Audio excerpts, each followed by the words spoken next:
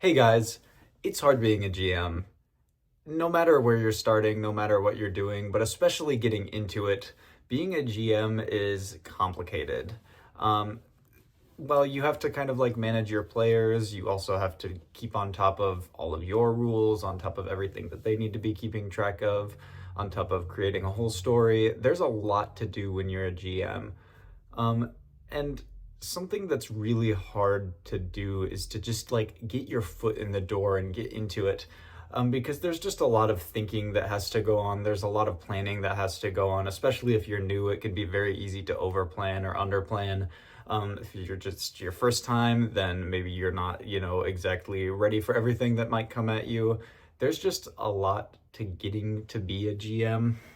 And today we're going to start helping out with that just a little bit by talking about world building and where to get your foot in the door, how to start world building, just some general tips as you're world building, because being a GM is hard and I'd like to help make that a little easier if I can, just with some tips, stuff that I do, stuff that I know other people do, just to kind of, ease those expectations, make sure that you are as prepared as you can be for beginning your journey to be a GM, because there's just a lot that goes on. It can also help as a player to understand some of this stuff too, as it's just useful information to have overall.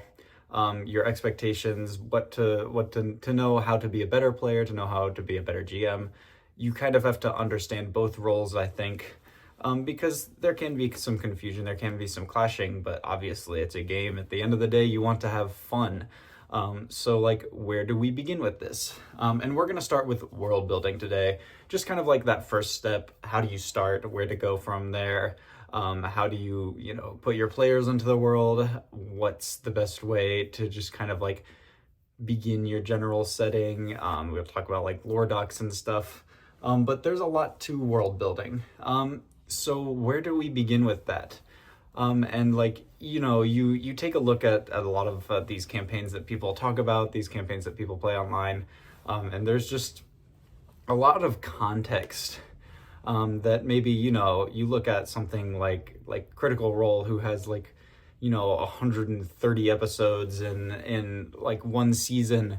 That's a lot. And there's a lot that goes into all of those. And, if you pick up maybe like halfway through the campaign, you have not a lot of idea what's going on with the characters, what's going on with the world, what's going on like in the setting. It's a lot to pick up on, especially in D&D or in Cyberpunk, if you're doing a setting that's not familiar. So like, maybe you're not in Night City if you're playing in Cyberpunk, then you have to begin creating a context that's different, that not everyone already has like prior information on.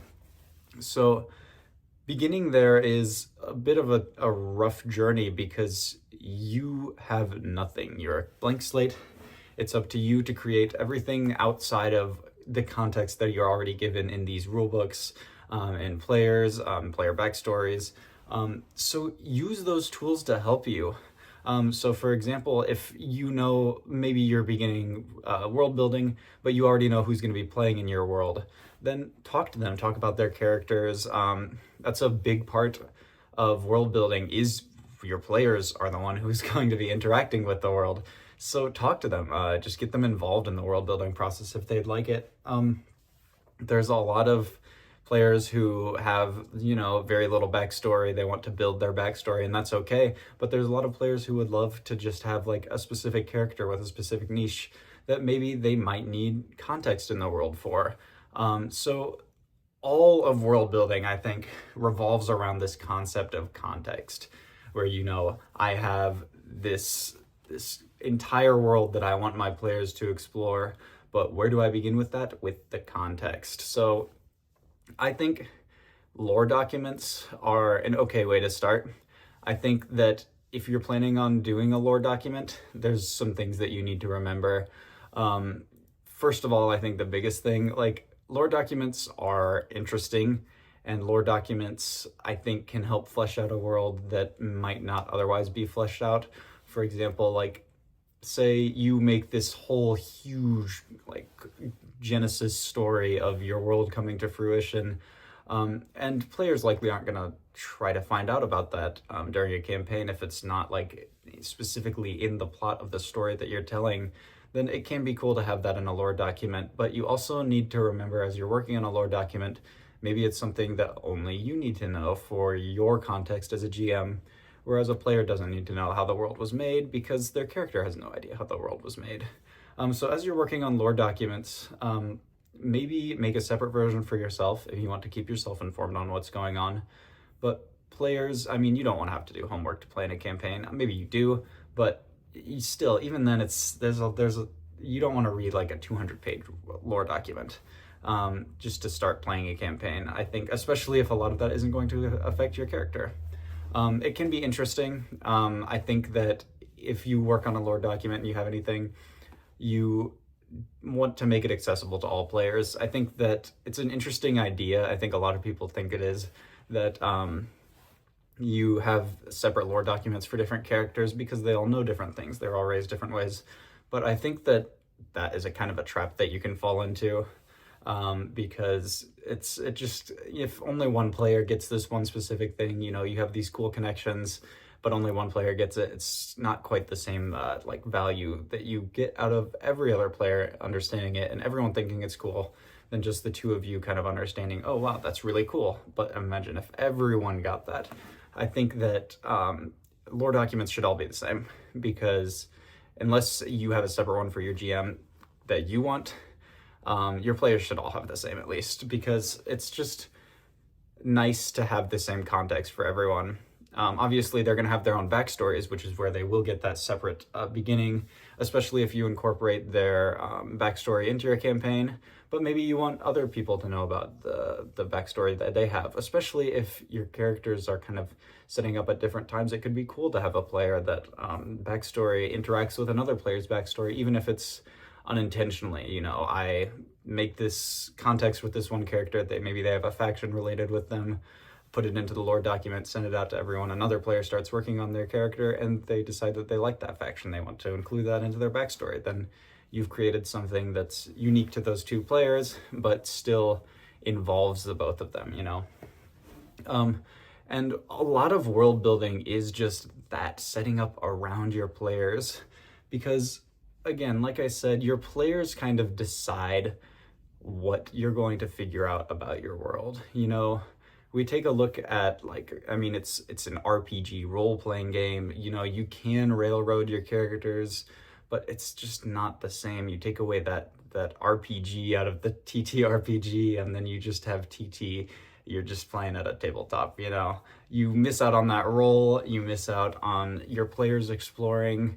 It's just, some people enjoy playing that way, but I find it a lot more interactive. And it can be, you've got higher heights in an RPG that you don't railroad, where you let your players find the story and you can still work and plan ahead for that. Something that I'm going to talk about later, probably further on down the line, is working on separate arcs for your characters, because that's something that you can plan around, but you can still leave that freedom of expression in the story. Because at the end of the day, you're telling a story and you're rolling dice, right? You want that story to have its own kind of freedom to move around, because you have multiple people's ideas kind of incorporating into it. You want your context to be able to set that up. So as you're working on your world, you want to kind of keep in mind maybe some of the plot lines, maybe some of the characters, and you always have these characters that you can use to bring the main story back into light, but you don't want it to only be about that. If your players want to go off and do something else, then you should let them go off and do something else. And if you have this general idea of what you want to do, this general context, again, then you can just kind of solve what you want to do around that. So there's always just that option to kind of pull from the back of your mind, from the back of your lore document, maybe something that you could do to relate this to your story. World building, I think maps are important, especially if you have someone that can make them for you like I do, which is really nice. You have just kind of this general area that you can worry about. And it's nice to just kind of be able to place things where you like them, to maybe not have a specific plan for them, but if this is going to be like changing this to the story, if this is going to be changing one specific player, you maybe place it down in a certain area on the map. Maps are pretty good for just kind of like having a concept of just region. You know, you get that, it makes your campaign feel more real because it makes it feel more solid. There's a real like base to it, there's a real groundedness to it, which is nice to not feel like you're kind of just floating in the air, especially if you move around a lot. It's nice to have something to ground yourself to. If your party is not always remaining in the same place, maybe they don't have like a home base or something, but they have this home map that they can hold on to, which just kind of depends on the kind of campaign that you're playing.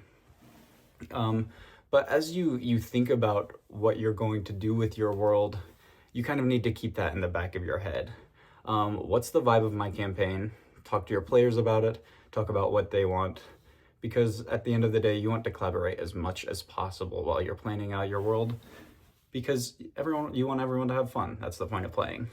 So I think the most important thing that people miss out on while world building is just communicating with your players, with yourself, with anyone who might be, willing to put anything into it, is you just want to have a clear idea of what's going on, because you don't want to be surprised with something that could be unfun. Like if you want your players to really min-max and kind of just like max out whatever they can, have some tough combats, then talk to them about that. If that's what they want to do, then you can do that. But you don't want one player to be completely min-maxed and have another player be completely left behind and maybe die, lose their character, because then that's just not fun for them. It's not fun for you. It's not fun for the other people maybe who are min-maxing. It just becomes a whole complicated mess. So just talk to your players while you're world building, especially about like vibe. I think obviously there's like joke characters, but joke characters have their place.